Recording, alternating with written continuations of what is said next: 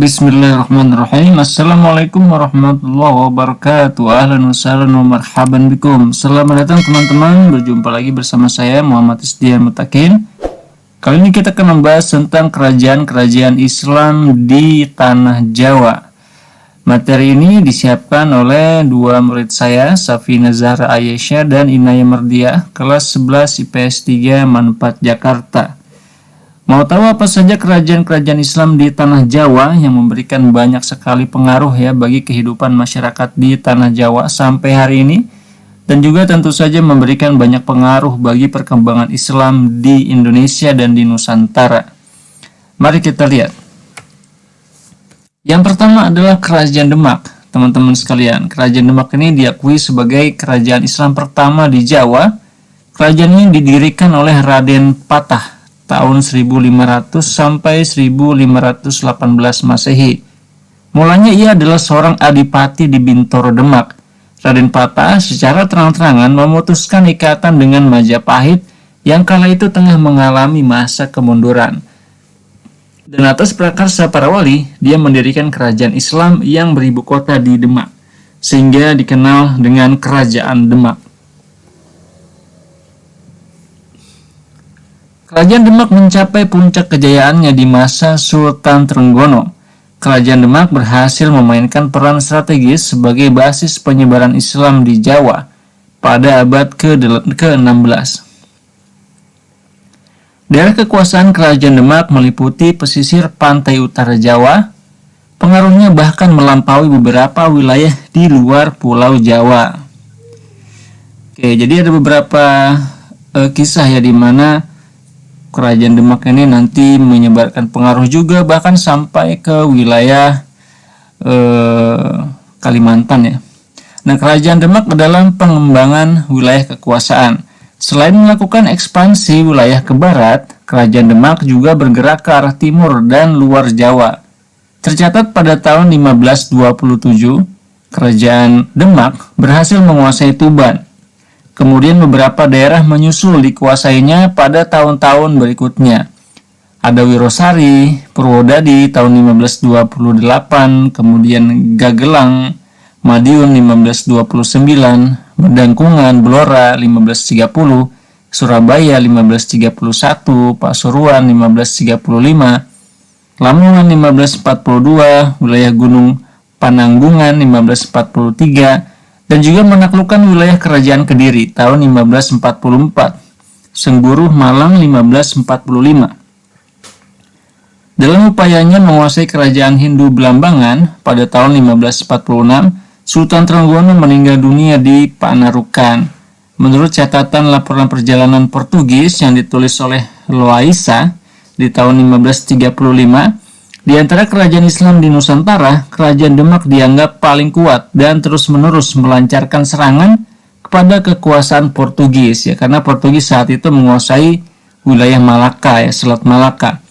Serangan Adipati Jepara Patiunus yang waktu itu sudah menjadi bagian dari Kerajaan Demak ke markas Portugis di Malaka tahun 1512 sampai 1513 menunjukkan bahwa Demak sebagai kekuatan yang disegani dan diperhitungkan.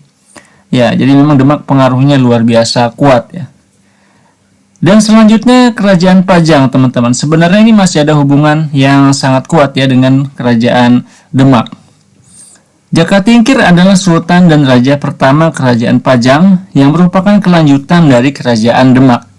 Jakatingkir bergelar Sultan Hadiwijaya setelah mangkat diganti oleh menantunya Arya Panggiri, juga anak asuhan dari Prawoto. Namun Sultan Hadiwijaya, yaitu Pangeran Benawa, ingin menguasai dan tidak punya kemampuan untuk melawan Arya Panggiri. Kemudian dia meminta bantuan Panembahan Senopati, penguasa Mataram, untuk mengusir Arya Panggiri dan berhasil. Dan akhirnya sejak itulah Kerajaan Pajang di bawah kekuasaan Mataram. Ya, jadi akhirnya diakuisisi ya, diambil alih oleh Kerajaan Mataram. Perkembangan selanjutnya, karena pada masa Sultan Agung bermaksud memberontak, maka penguasa Mataram menghancurkannya dan berakhirlah kekuasaan Pajang pada tahun 1618. Ya, jadi setelah kemudian berubah ya dari Kerajaan Demak berubah menjadi Kerajaan Pajang, kemudian nanti dikuasai oleh kerajaan Mataram. Ya, tokohnya bernama Panembahan Senopati ya. Jadi kerajaan Pajang ini usianya tidak lama ya, sama seperti Demak. Sebenarnya Demak juga bisa kita katakan tidak terlalu lama karena berdiri di abad 15, abad ke-16 ya. Kemudian abad ke-17 sudah berakhir ya. Nah, selanjutnya kerajaan Mataram Islam. Nah, ini juga bisa dikatakan adalah kelanjutan ya dari kerajaan Demak. Nah, kerajaan Mataram Islam ini ya, Senopati berkuasa pada tahun 1601. Jadi salah satu tokoh yang sangat ngetop adalah Panembahan Senopati ya. Nah, beliau berkuasa sampai tahun 1601. Sepeninggalnya ia digantikan oleh putranya Seda Ing Krapiak, digantikan oleh putranya Sultan Agung tahun 1613 sampai 1646 Masehi.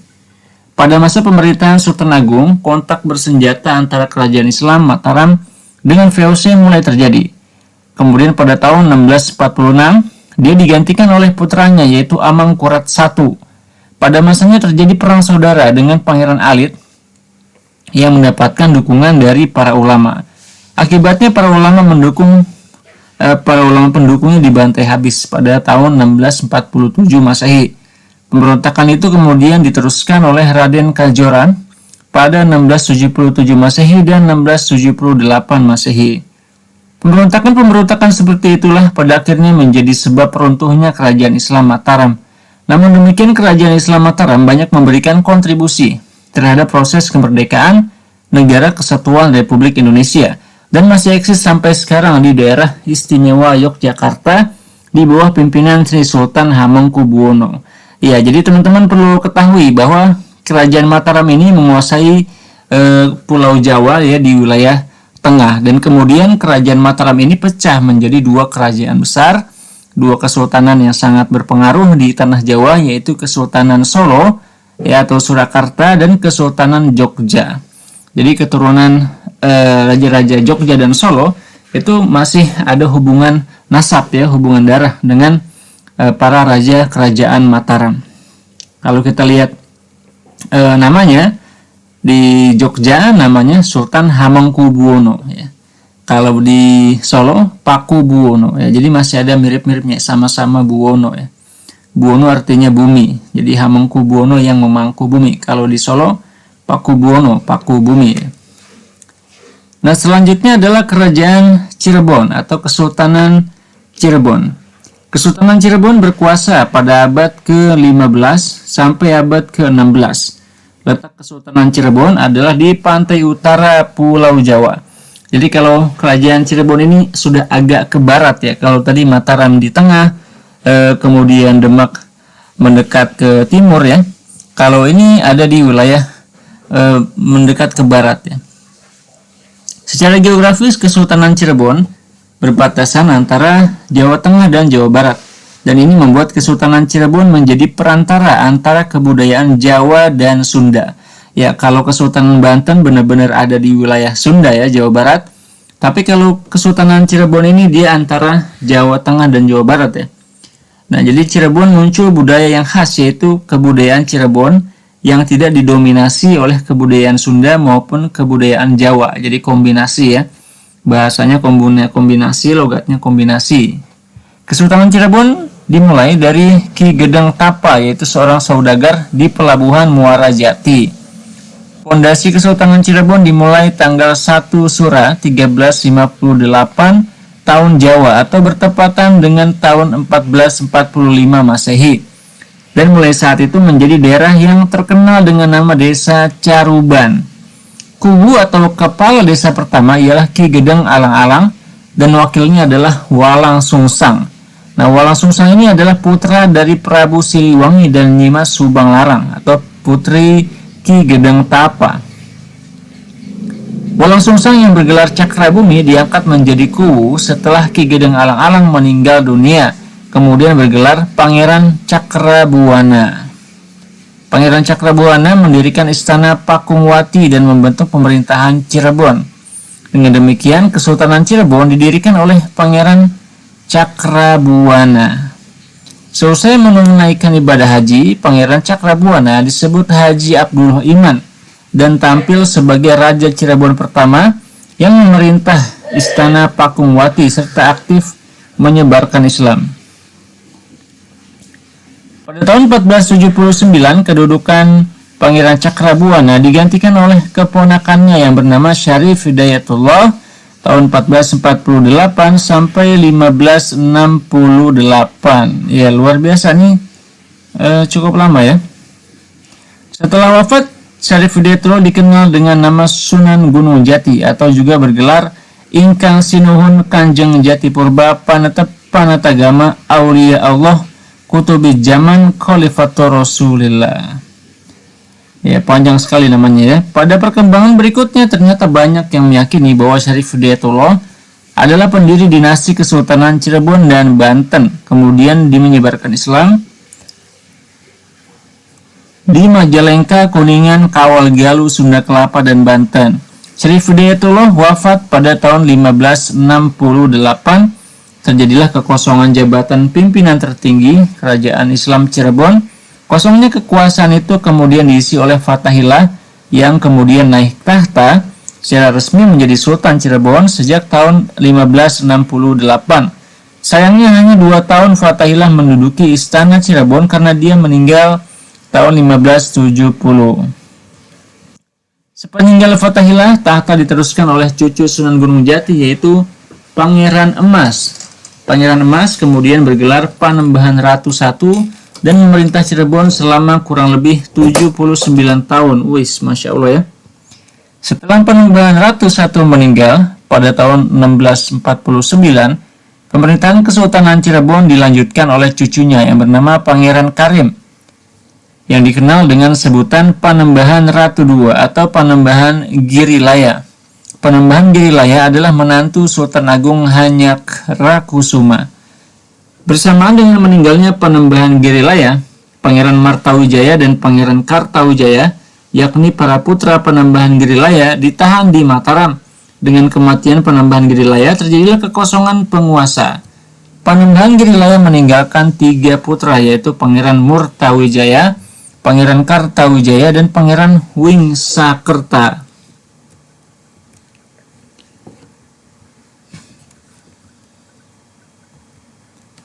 Pada penobatan ketiganya di tahun 1677, Kesultanan Cirebon terpecah menjadi 3. Ya, jadi ini salah satu politik Belanda yang memecah belah. Ya, dan ini memang polemik negara-negara monarki ya, yang kadang terjadi perebutan kekuasaan, maka akhirnya terpecah. Ketiga bagian itu dipimpin oleh 3 anak Panembahan Girilaya, yakni Pangeran Martawijaya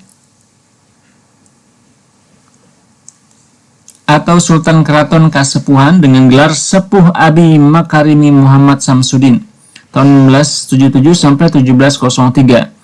Yang kedua Pangeran Kartawijaya atau Sultan Kanoman dengan gelar Sultan Anom Abil Makarimi Muhammad Badruddin 1677 sampai 1723. Pangeran Wangsakerta atau Panembahan Cirebon, Sultan Keraton Cirebon dengan gelar Pangeran Abdul Kamil Muhammad Nasaruddin atau Panembahan Tohpati 1677 sampai 1713. Perubahan gelar dari Panembahan menjadi Sultan bagi 2 putra tertua Pangeran Girilaya dilakukan oleh Sultan Ageng Tirtayasa, sebab keduanya dilantik menjadi Sultan Cirebon di ibu kota Banten. Sebagai Sultan, mereka mempunyai wilayah kekuasaan penuh, rakyat dan keraton masing-masing.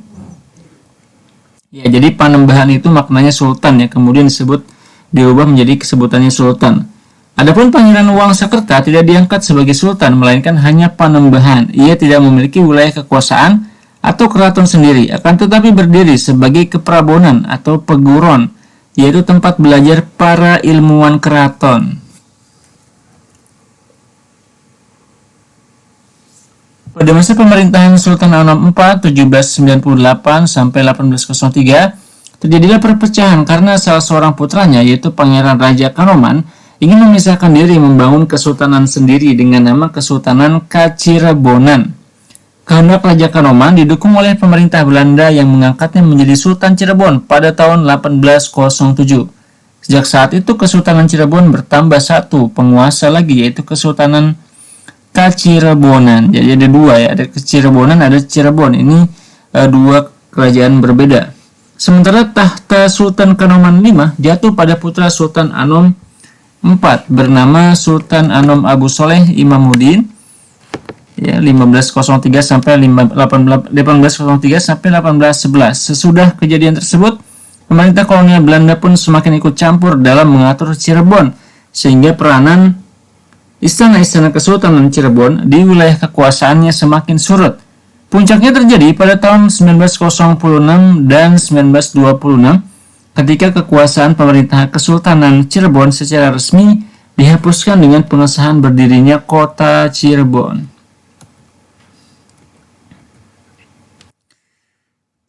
Oke, teman-teman, selanjutnya kerajaan atau Kesultanan Banten.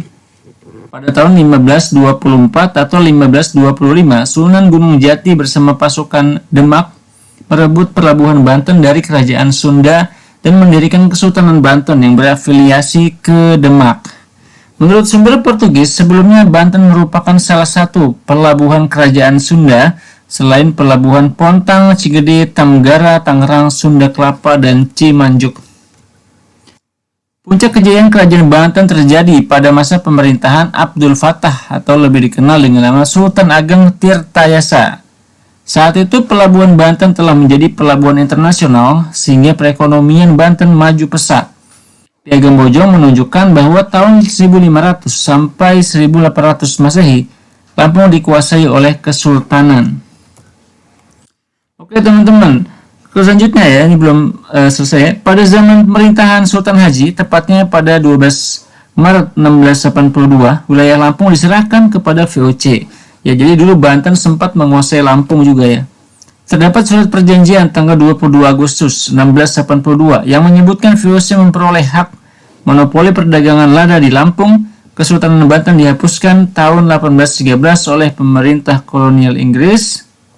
Pada tahun itu Sultan Muhammad Syafiuddin dilucuti dan dipaksa turun tahta oleh Thomas Stamford Raffles. Tragedi ini menjadi klimaks dari penghancuran Surasoan oleh Gubernur Jenderal Belanda Herman William Daendels tahun 1808. Oke teman-teman, itu dia kerajaan-kerajaan Islam di Jawa ya, antara lain ada Demak, kemudian Pajang, kemudian setelah Pajang itu adalah Mataram ya, kemudian ada Cirebon dan ada Banten.